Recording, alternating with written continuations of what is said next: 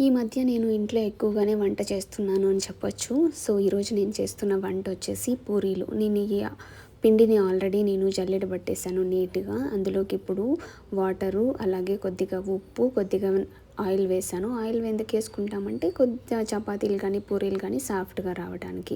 So, వీటన్నిటిని నేను బాగా మిక్స్ చేసేసి ఒక హాఫ్ అన్ అవర్ దాన్ని పక్కన పెట్టేసాను. సో, పూరీలోకి కర్రీ కావాలి కదా! ఎప్పుడు చికెనే బోర్ అయిపోయింది ఫ్రెండ్స్ నాకి. అందుకని కొద్దిగా వెరైటీగా పూరీలోకి కాంబినేషన్ నేను ఎగ్ ఫ్రై ప్రిపేర్ చేస్తున్నాను. సో, ఎగ్ ఫ్రైకి కావాల్సినట్టుగా నేను ఎర్రగడ్డలు, పచ్చిమిరపకాయలు, అలాగే కొద్దిగా కరివేపాకు రెడీగా చేసుకున్నాను.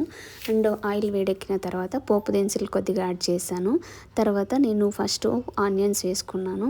ఆనియన్స్ అనేవి కొద్దిగా మ్యాగ్నెట్ అయిన తర్వాత ఆయిల్‌లో పచ్చిమిర్చి యాడ్ చేసుకున్నాను. ఇవన్నీ బాగా ఆయిల్‌లో మగ్గనివ్వాలి పచ్చివాసన పోయేంత వరకు.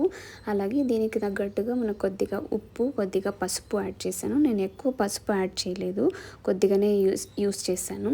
దాని తర్వాత ఇవన్నిటిని బాగా ఫ్రై చేసుకోవాలి. బ్రౌన్ కలర్ వచ్చే వరకు ఈ ఆనియన్స్ అనేవి బాగా బ్రౌన్ కలర్ వరకు రావాలి.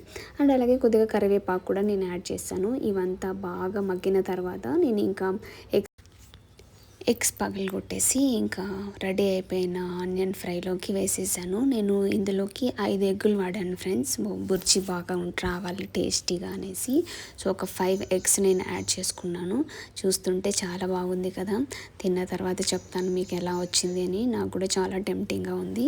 చాలామంది అంటూ ఉంటారు వాళ్ళు చేసిన వంట వాళ్ళకు నచ్చదు, అంత టేస్టీగా అనిపించదు అని. కానీ ఎప్పుడో ఒకసారి చేసుకుంటారు కదా వంట, వాళ్ళ వంట మాత్రం వాళ్ళకి డెఫినెట్గా నచ్చుతుంది ఫ్రెండ్స్.